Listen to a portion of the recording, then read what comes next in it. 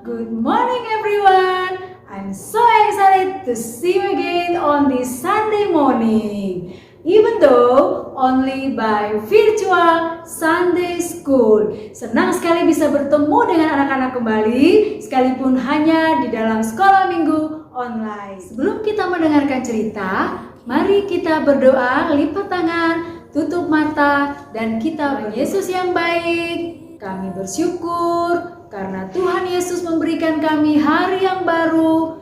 Kami boleh berkumpul bersama-sama, memuji Tuhan, dan akan mendengarkan firman Tuhan. Tolong kami supaya kami mengerti, dan tolong juga anak-anak supaya duduk diam, sehingga firman Tuhan yang akan disampaikan mereka boleh memahami, dan kami semua boleh melakukannya di dalam hidup kami masing-masing. Terima kasih Tuhan, berkati kami, dalam nama Yesus kami sudah berdoa. Amin.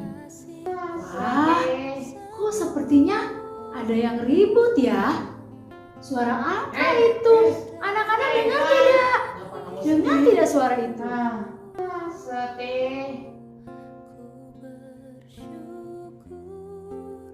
Hei, Chris. Hei, Juan. Kenapa kamu sedih? Sebentar lagi mau new normal. Hah? Emangnya kenapa? Kan kita harus keluar rumah, pergi ke sekolah. Aku takut. Kamu takut? Iya, aku takut sama virus. Kenapa takut? Kamu tidak takut? Bukannya aku tidak takut, tapi aku percaya bahwa ada Tuhan yang melindungi kita dan menjaga kita. Wah, Ada apa nih ribut-ribut? Kenapa kalian berdua? ini nih Bu, si Chris, dia takut Bu sama COVID-19. Oh begitu. Wajar ya kalau takut. Begitu ya? Iya Bu, kan harus keluar rumah, pergi sekolah. Iya, sebagai manusia kita memang takut, tapi kita harus ingat ada Tuhan selalu bersama dengan kita. Tadi oleh si Juan, kita harus percaya Tuhan tidak akan pernah tinggalkan kita. Dia akan selalu menjaga kita. Oh iya anak-anak, di dalam Alkitab ada cerita yang situasinya lebih menakutkan. Mereka dalam kondisi yang sulit pada saat itu. Mau dengarkan ceritanya? Mau. Nah, duduk yang manis ya. Ibu akan menceritakan siapa tokoh itu. Judulnya adalah Yesus Penolongku. Daniel pasal 6 ayat 1 sampai ayat yang ke-29. Yuk kita dengarkan ceritanya. Di sebuah kerajaan Babel, ada seorang raja yang bernama Raja Darius. Raja Darius adalah raja yang baik hati dan juga raja yang pintar. Raja Darius menggantikan Raja Belsasar, anak dari Raja Nebukadnezar. Nah, karena pintarnya Raja Darius ini, ia memilih 120 wakil raja untuk membantu dia memimpin istananya, memimpin kerajaannya. Dan di atas 120 wakil raja, ada 3 orang wakil lagi yang namanya pejabat tinggi. Nah, di antara ketiga pejabat tinggi ini ada Daniel. Ya, Daniel ini terkenal sangat baik dan setia dan sangat takut kepada Tuhan. Daniel tidak pernah lupa beribadah kepada Tuhan. Nah, akhirnya Raja Darius sangat sayang kepada Daniel.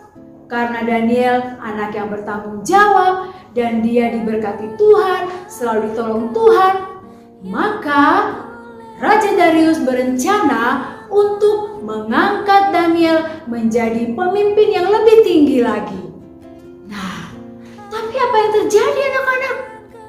Para wakil-wakil raja tadi begitu iri hati dengan Daniel. Mereka tidak mau Daniel diangkat menjadi pemimpin yang tertinggi tertinggi di kerajaan itu. Sehingga mereka semua mencari-cari alasan untuk menjatuhkan Daniel. Tapi mereka cari alasan ini, itu, mereka sedikit pun tidak menemukan alasan untuk menjatuhkan Daniel.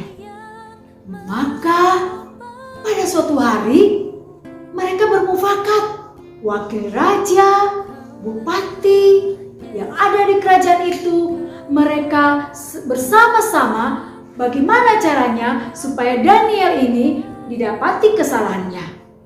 Dan ternyata mereka menemukan Daniel orang yang taat beribadah kepada Tuhan. Akhirnya para pejabat ini, wakil-wakil raja ini, mereka pergi menghadap Raja Darius. Tuanku Raja, kami mau melaporkan bagaimana kalau Tuan menandatangani surat untuk membuat satu peraturan bahwa siapa di istana ini, di kerajaan ini yang menyembah yang lain, apakah menyembah dewa atau manusia selain Tuanku Darius, maka dia akan dimasukkan ke dalam gua singa. Wah, Raja Darius berpikir, betul juga ini. Kalau tidak menyembah saya, wah itu berarti mereka tidak baik. Baiklah, aku akan menyetujui perintah ini. Nah, akhirnya si Raja Darius menandatangani surat perintah untuk siapa yang tidak menyembah Raja Darius, ia akan dimasukkan ke dalam gua singa. Nah, suatu waktu ketika Daniel seperti biasanya berdoa 3 kali sehari, berlutut dan memuji Tuhan, tiba-tiba datanglah wakil raja itu menemui Daniel. Dan kemudian Daniel dibawa menghadap Raja Darius. Wah, Raja Darius sangat sedih anak-anak. Karena sebenarnya Raja Darius sayang kepada Daniel.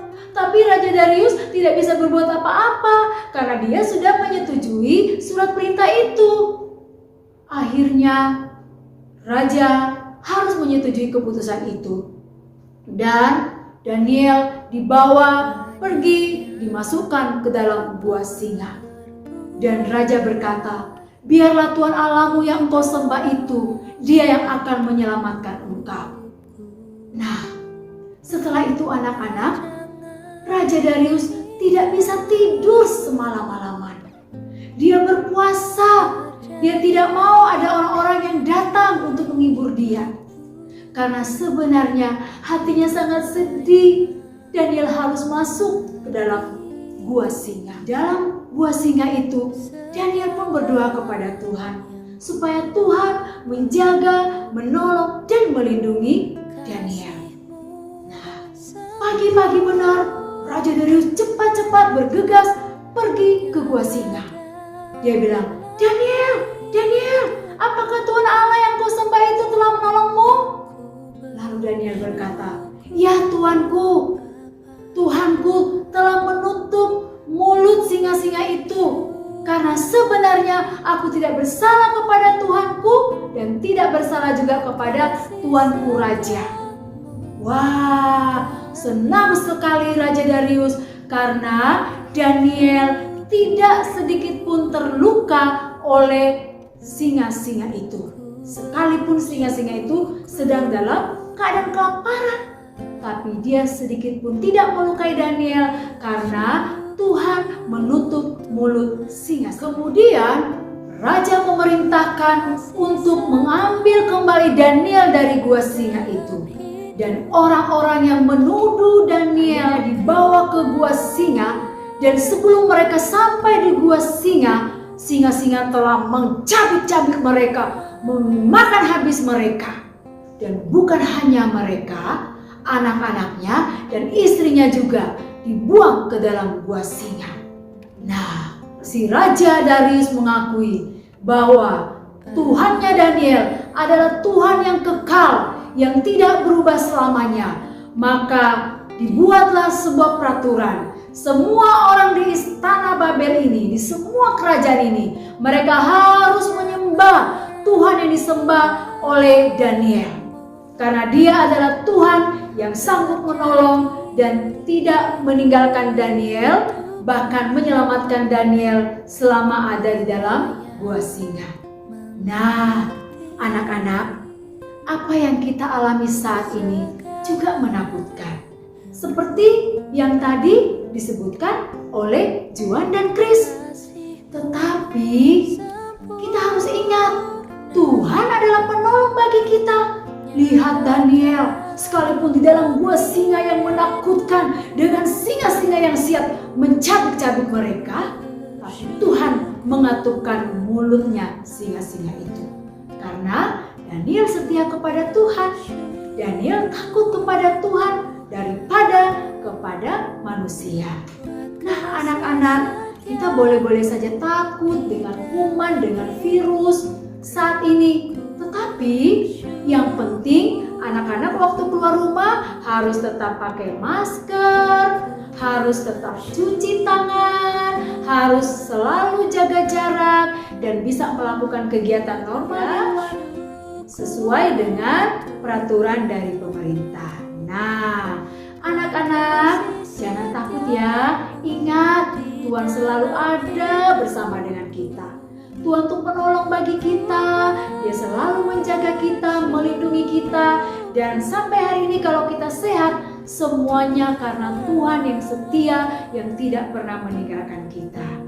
Tuhan sudah menolong Daniel, pasti juga akan menolong kita. Mari kita tetap semangat dan selalu setia, berdoa, membaca Alkitab, dan taat kepada peraturannya Tuhan. Mari kita berdoa. Terima kasih Tuhan untuk firman Tuhan yang kami dengarkan hari ini. Kiranya Tuhan menolong kami supaya kami seperti Daniel tidak penakut, tetapi kami semakin hari semakin setia kepada Tuhan, bergantung kepada Tuhan, dan sungguh percaya Tuhan adalah penolong kami, Tuhan adalah penjaga kami yang tidak akan pernah meninggalkan kami. Terima kasih Tuhan, berkati kami semuanya. Dalam nama Yesus kami berdoa.